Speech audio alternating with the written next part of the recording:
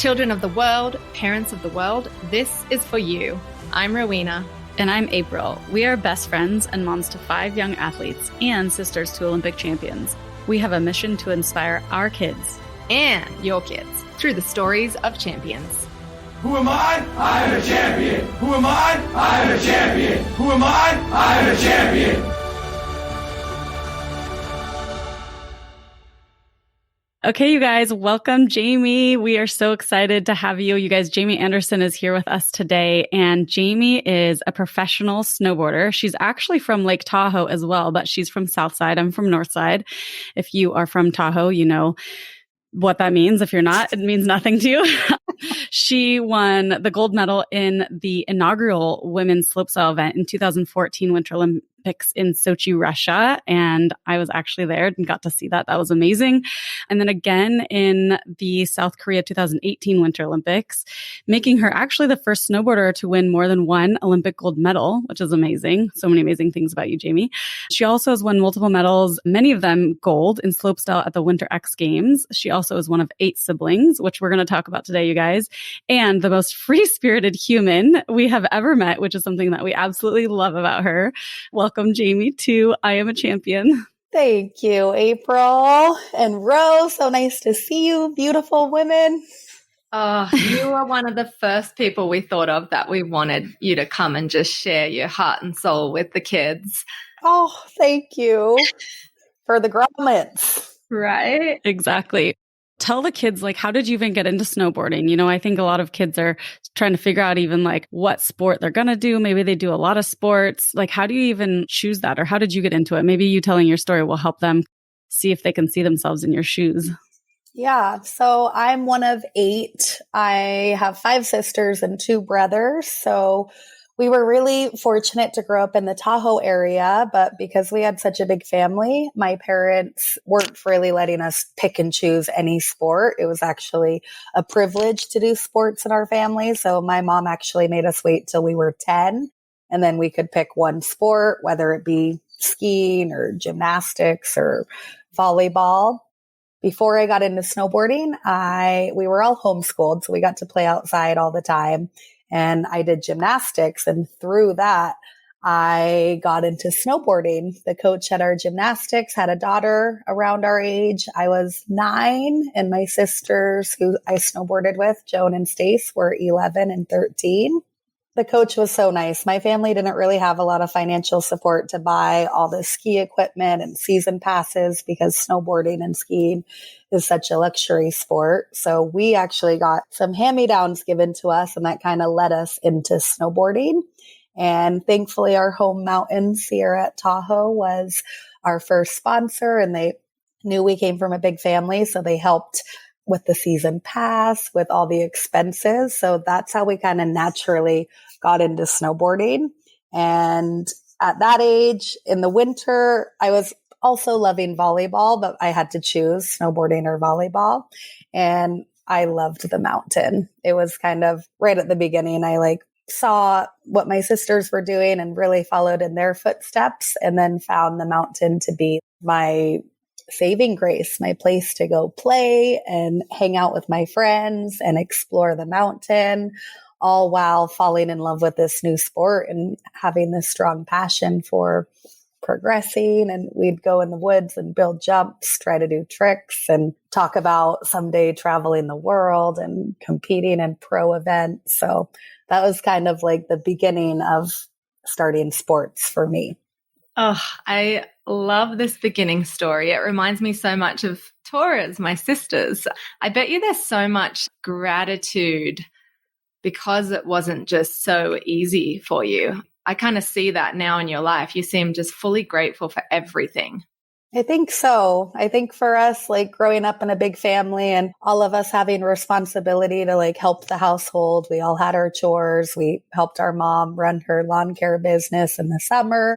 And it kind of gave us that independence and strength as a kid. And I don't think we did take it for granted. I think we were really, really grateful to be able to go play on the mountain. And eventually we started doing the local competitions. And I really think we were so grateful because we did have to work hard for it, and we had to save money in the off season and try to get to these competitions and such. And it gave us something that we really wanted to work towards. And like, if I'd get in trouble or do something at home, my mom would be like, no snowboarding today. And I was like, no, like I have to go snowboarding. Like what? Oh, that's what my 7-year-old son says now. We ask him, we're like, what would be the worst thing that could happen to you? The worst punishment? And he's like, that you wouldn't let me skateboard.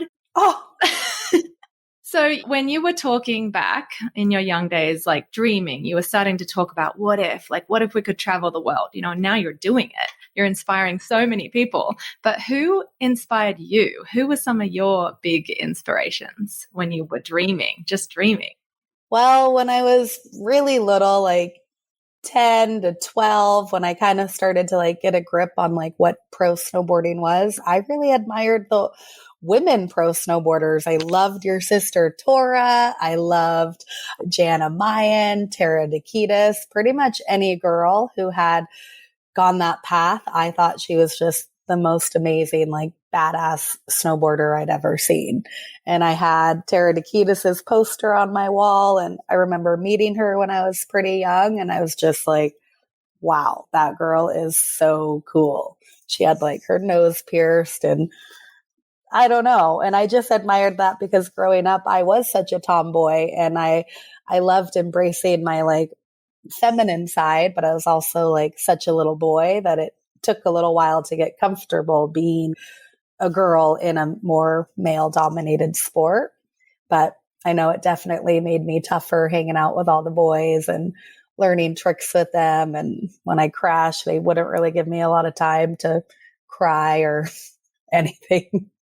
I love those stories that you tell. And I think that it's really inspirational to people that are going, groms, like you said, that are going through similar things. Like you are so good at being yourself and owning it. And I know that hasn't always been easy for you. Can you maybe just talk about growing up when it was really hard? And now, of course, that you're older, we all like, as we get older, that gets easier. But when you're young and you're trying to, like you said, be a female in a kind of male dominated sport or the things that we kind of go through. Can you kind of talk about what that was like as a kid and how you found yourself and found how important that is? Yeah. So when I was younger, I was homeschooled up until 7th grade when I was about 12. And I really wanted to go to school. And I kind of begged my mom to because wanted to hang out with other friends and whatever you do at school. I thought I was missing out on something. And when I went to school, because I was friends with all the like skater and snowboarder boys, I like instantly got accepted into like the cool crew or like maybe like the preppy girl crew. And at first everyone was really nice to me and really welcoming. And within that like short year of school, I ended up dealing with a lot of bullying and a lot of really malicious, like mean behavior, which I wasn't used to because of course, I fought with my sisters at home or like our neighborhood crew, but it was all a lot of love. And when I went to school and experienced like getting picked on because I was outgoing and athletic and a pretty cute little girl, I didn't really know how to deal with it. I was really hurt. I was really upset. I knew school and stuff was bad, but I didn't think it would be that bad. And it really hurt me for a while. And I decided I wanted to put all these people that were mean or judging me or saying hurtful things behind my back, I wanted to put that into my snowboarding and realize that I want to be around really good friends. And I don't care if I have a big popular group of friends or a couple really quality friends. And I don't know if any of you youngsters are dealing with crews and cliques and vibes. I know when I was dealing with that, I just decided to say, screw all the stuff that doesn't feel good. I'm just going to be around the people that have my back, that support me, and that want to have fun. Because all I really wanted to do, and all I still want to do, is have fun and live life to the fullest. So I honored that part. I spent so much time at Sierra. I went back to homeschool because I realized the public school system was just a little bit too hectic. And I put all my energy into like being the best snowboarder I could be. And I was 13. And that year I like got a last minute chance to qualify for X Games, which was like at the time, like that was the Olympics of snowboarding.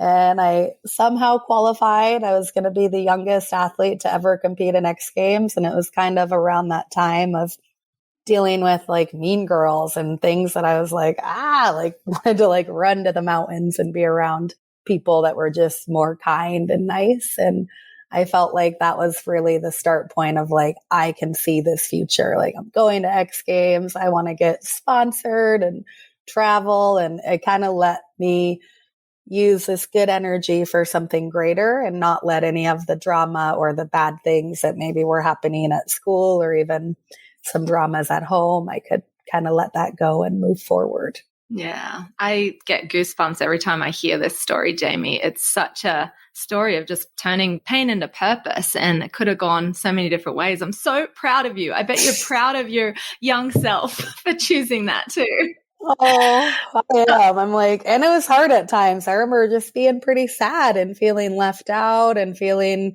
so vulnerable. And then I think like deep within, I kind of had a little bit of anger and a little bit of sass of like, no one's going to tear me down. Like, screw all you. I'm walking my path.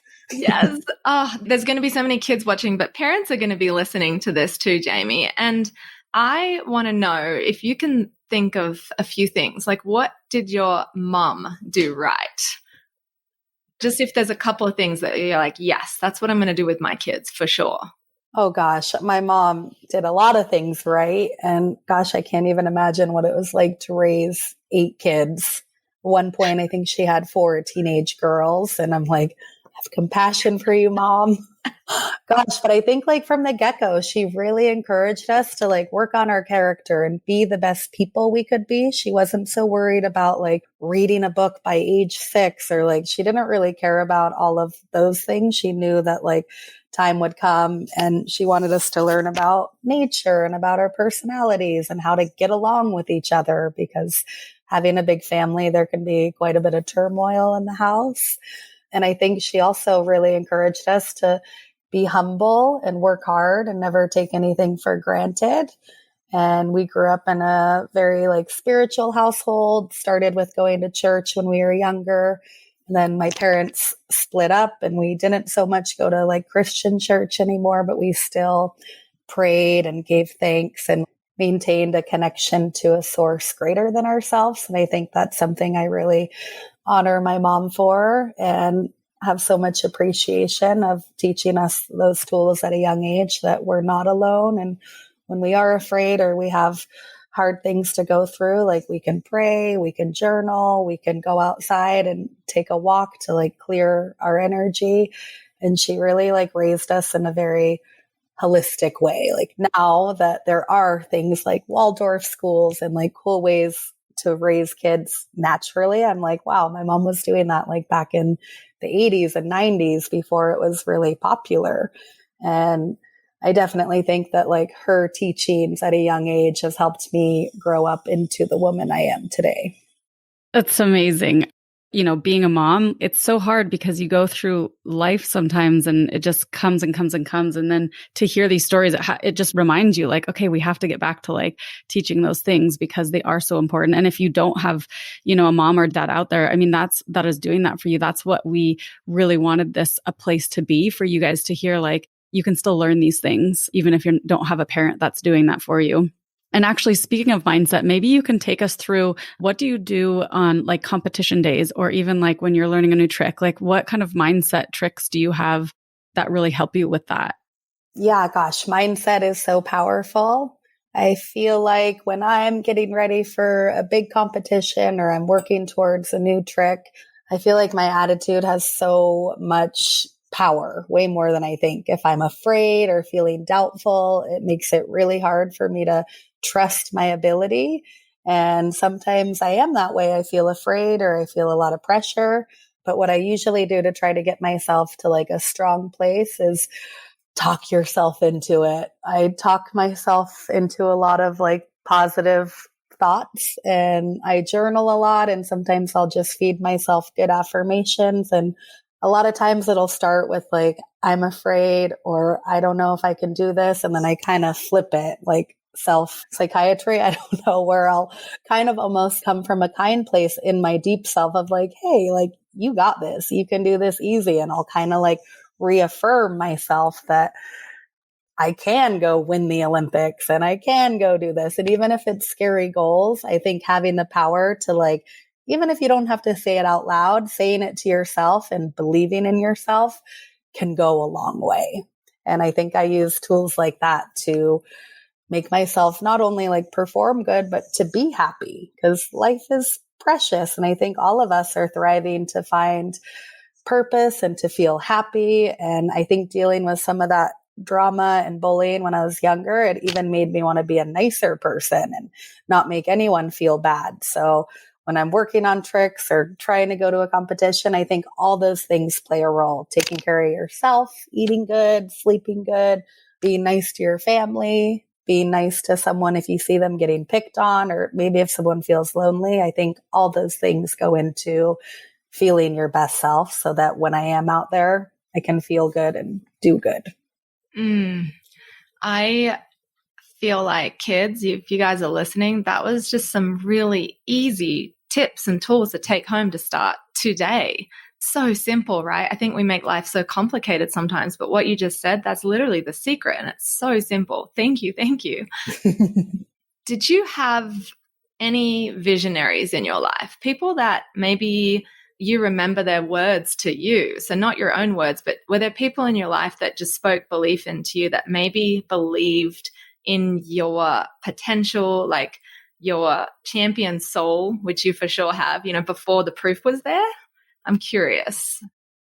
I would say people like my parents and my siblings, like we really had a like strong family support. We always said family first. And I would say the people that believed in me the most way before I had any results was my mom. Like even the very first day I went snowboarding, I like remember so vividly her like saying a little prayer on the way up to Sierra on Echo Summit of just something very simple. Help me have a fun day and stay protected and safe and like find the joy in it. And even though I was only 9, like over 20 years ago, I just remember that simple act of kindness and just like straight up sending love. She didn't care if I was going to go be a champion. She probably just wanted me to go get exercise so I would get along better with my siblings. I was a middle child growing up, so I think I had a little bit of struggle with like fitting in and managing my hyperactive ADHD mayhem. But I remember my mom really encouraging that and knowing that like if you're good in here and if you're loving and kind, you're a champion altogether. And I don't think she had any idea that me or my sisters would go on to compete and win events together. But I think just having that, just straight up like a good mentor, she's been like a good inspiration. Have you and your sisters always gotten along really well? Have they always been happy for you and your success? Or has there been some rivalry between you guys? When we were younger, there was definitely a bit more rivalries, I'd say in our teenage years when maybe some of my sisters weren't as inspired to compete, but they were really good. And I was really like hungry to compete. So I started to get a little bit of attention and hype. And I think that created a little bit of conflict in our like sister relationship. And thankfully it all cleared. But I think being young and wanting to like stand out, especially from a big family, there's like a little bit of tension, but I would say nothing that thankfully like came between our relationships. But we had to learn to accept that we're all on different paths and everyone's journey is perfect, even if they're different. Now that we're older and my sisters are starting to have little ones and I'm still freaking traveling and competing, I feel like we're all even closer than ever.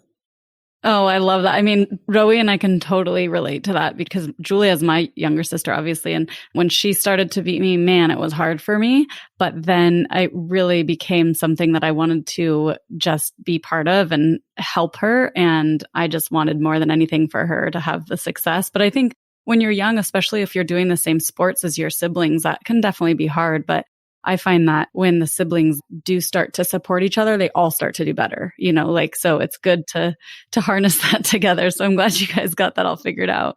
Yeah. We all rise by lifting others. That's a mantra I make my kids say. It is true. It's so true. coming from somebody that didn't do a judge sport, I would love to hear your take on like, how do you deal with a judge sport? Has it always been easy, or is it sometimes that you have to just use your mindset tools to kind of help you get through some of that too? Yeah, it's funny you say that because my sister Joni competed in border cross, and she'd always say like, whoever's at the bottom first wins. There's no judging. There's no lollygagging.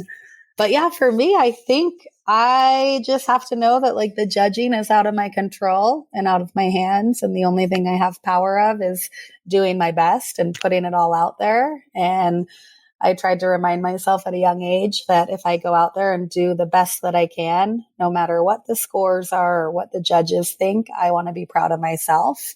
And that's kind of like the mentality I usually have. Even when I'm competing against girls that might have more tricks than me, I try to just like remember what I can do and not get jealous or insecure or discouraged, because it's so easy for our minds to play tricks on us. So remember, you guys have the power over your mind and you can do whatever you want. So be careful with your thoughts. They're really, really powerful. Yeah. Jamie, do you have a moment, a story you could share, maybe a defining place in your career where maybe things weren't going as what you expected, but you made a decision? I don't know. Maybe there's not something like that, but is there any like defining moment? Gosh, I would say like a pretty powerful moment in like my young age going through all this was when I was 17. I had a bad accident at the US Open. I had a weird crash where I just caught my toe edge and face planted really hard, but I ended up rupturing my spleen. And it was a really, really traumatic experience. I had to go to the emergency room and spend like 10 days in ICU. And it was right around the time of my life where I was starting to accumulate a lot of awards and money and cars and all kinds of stuff. And I was just finishing high school. It was like all this great things were starting to happen. And I think I got a little caught up in my ego and my head. And this terrible accident happened, and it really like brought me right back to the most simple life of barely being able to walk or run. And I just remember having such an appreciation for my body, you know, and I always cared about my health. But I think around that age, I was eating a lot of junk food and not really caring about health. And after that, I was only 17, 18, but I learned about acupuncture because I know our organs are so important, and I wanted to learn more about how to heal them. And at that time, I learned about acupuncture and Chinese herbs, and yoga kind of flowed into that same time. That was kind of the point in my life where I realized I really wanted to be an athlete, but I really wanted to like honor myself, take really good care of my body, treat my body like, as my mom would say, like the best race car you ever have. And she always encouraged me to like not be afraid of spending money on organic food or body care or anything to help me, because in doing so, it's going to help my overall like life performance. So I think honoring yourself and really valuing what you put in your body, what you drink, the type of people you surround yourself with, it all is really important for how you grow in life. Speaking of nutrition, do you have any pre-comp meals or ways that you eat, or the day of the competition? Or what's your kind of view of nutrition and stuff that you put in your body? Yeah, I love nutrition and cooking. I've always loved to cook since I was really young. And when I'm on tour and on the road and trying to just be in like peak performance, I try to eat really clean. I'm not on a specific diet. I eat a little bit of meat and fish and definitely like all the carbs and stuff, but I try to just eat really whole food. So if I'm going to make fries, maybe toss them in the oven or bake them with some olive oil and spices, or I'll do a lot of soups in the winter, lots of like nourishing food with a lot of spices and herbs. A lot of those like Chinese and Ayurvedic herbs are really good for your organs and digestion, and especially in the winter it can be so cold. So I like to eat a lot of seasonal food, maybe squash, root vegetables, quinoas, lots of different beans. I've been learning more about Ayurvedic food, which is awesome. And usually the day of a competition, I don't like to eat a lot before because I'm so nervous. I'll usually have maybe like tea and a smoothie or something that has nutrients in it, but it's easy to digest. There's no way I could eat eggs and potatoes before because I'm just too excited. But yeah, I like to have something light and nourishing. I like to listen to my music, focus, maybe use some nice like oils or something to relax me. And then after competition, I'll usually have a big meal.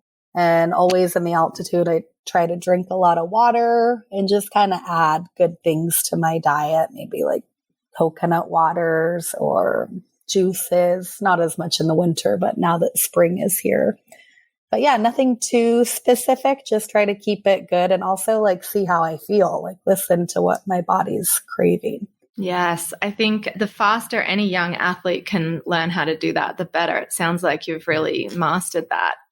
You kind of talked a little bit about some rituals you have, but if you can elaborate maybe a little bit more for the kids out there listening, like, do you have a specific, you've talked a little bit about like the words you speak to yourself, but is there a specific mindset ritual that you have? Like you talked about music, I'm guessing you meditate, maybe lead us through your rituals. I would say like a nice ritual, like self-care morning would look like waking up. Usually I try to think about the things I'm happy for when I wake up instead of things that might scare me or stress me out. And I usually like to take a hot shower in the morning, especially if I'm nervous for this competition or getting ready for the day ahead. I find the water to be very meditative, clear anything that might not feel good and set intentions for the good day. I like to do things like, I don't know if the kids really know or care, but like oil pulling, I do a lot in the morning. And often if I'm like in Colorado and it's really dry, I'll do like an oil massage. And not always, but sometimes I'll have notes on my mirror, like positive notes, especially if you really need them, like an Olympic year, if you're working really hard towards a goal. I think it's really good to have little reminders, sometimes on your phone, on your mirror. And then music is really big. I find myself not so much sitting and meditating, but trying to use the mindfulness and meditation through my day of like cooking or brushing my teeth. Also this year, I've been really trying to just not be in a hurry, just take my time, even if I'm a little bit late or not the first one at practice. I am okay with that and just trying to like feel as happy and peaceful in each moment. Because you don't want to waste too much energy being in a hurry or being afraid. And yeah, I feel like those are kind of like my daily rituals. Sometimes if I can, like I like to get outside and go for a walk, maybe like check the conditions of the day, if it's windy or snowy or whatever. And I find all those little things kind of help me just be in the moment and pay attention to what's happening right around us. Because as much as we can dream and set goals, I think in life, it's learning to be content in each step of the way and not only working towards the outcome. I think it's really the journey that can be fun and the after part, but like all of it and learning to be happy and enjoy yourself along the way, I think is key. You're so good at that, actually. I always watching you compete or just in life, just having fun and also surrendering to the outcome. Talk about that, because I think as a competitor, it's sometimes can be hard. Like, just like you said, like sometimes it's so focused on the outcome and we forget to like enjoy the journey or whatever. And maybe you can talk about like, how do you find the fun? How do you surrender? Like, how do you be super competitive, but also like, you know what I mean? Like there's a balance. Yeah. Letting go. You're so good at that. I love it. I think it's been like a lot of years of trial and error. I think no matter what we're doing in life, we're constantly learning. And I think when I was younger and so like excited and hyper and wanting to like go, I've just kind of started to learn that like, no matter what we do, things are out of our power. We can put our best out there and set ourselves up. But I think learning to surrender, like you said, is accepting what is, knowing that like we're not the creators. We're just here on our journey and doing the best we can. And I don't want to like put my happiness in the hands of a result. And even though I want to work hard and be my best, I have to have that like acceptance that sometimes things don't always go your best, or sometimes you're just not having a good day. And maybe you need to be a little mad at yourself, which is okay, but like not holding on to it, not letting anything bring you down more than it needs to, and just taking it moment by moment. I feel like in the past, I took things really seriously and I'd get so nervous and stress out about flights. And then after some time, I'm like, you know what? I'm just going to enjoy life. Like kick back, or if you're hurrying to an event and it's late, you kind of just start to realize like, wow, you waste so much energy being nervous or being in a hurry. And then there's no purpose. Just enjoy your life. Take your time, smell the roses, look out for your friends along the way. Oh, I wish I had you as my mentor when I was little. I just love hearing, I've been hanging on every word, but the kids, they got you. They're getting you. Oh, okay. I love the grubs. I know you do. That's why you were one of the first people we wanted to have on this podcast. Oh. And I am so curious to see what you're going to say to this last question, Jamie. What does champion mean to you? Oh, what does champion mean to me? I truly think being a champion is being your own best version of yourself. You don't have to go win the Olympics or win awards, but be your most authentic, loving, kind self and look out for those around you. And you are a champion. Oh, I love that. And you're the living proof of that, really. That's, I think, another reason why we wanted you as one of our first guests is you remind April and I of our sisters. You three girls, you have such this like ability, your energy, the joy, it just comes from you. And I think the more kids who can feel good about themselves, like you said earlier, then you can do good. And I think you've given so many beautiful tips to like actually take home and work on. And I can tell that, you know, my mom used to say this to us when we were kids, like the sport, it doesn't matter. It's just a vehicle to self-mastery. And I've just watched you, right? I've watched you do that. Like I remember when you first came on the scene and I'd be cheering my sister on at the X Games. And it's just been, if I could have a kid grow up like you, You're so sweet. No, I feel like you've got the secret to life. So thank you for sharing like all your tips and your stories. There's going to be some kids out there who it really makes an impact. And just like that prayer your mom said for you, they'll remember some of your words forever. So thank you for joining this tribe. Oh. Thank you. Thank you so much, Jamie. We love you. Thank you guys. Thank you for creating this platform. I'm so happy to share it with all the groms that I love and care about. I feel like that's why you love the grom so much, because you're like actually still a grom. I am a full grown up grom. I'm a full grown grom. Full grown grom. That's like a thing. Oh, that's awesome. I do. I almost feel like I am actually like 16, but just a little bit more mature in some ways. Yeah. Oh, I love it. Well, thank you so much. Thank you guys. So nice to see you. Thank you so much for listening to I Am a Champion podcast. Make sure to rate, review, and subscribe to the show. We are on all platforms and we really appreciate it. You can also find us on IG and TikTok at I Am a Champion Podcast and YouTube at I Am a Champion. Until next time, remember you are all champions, leaving you with high fives, big hugs, and big belief. April and Rowena. Who am I? I am a champion.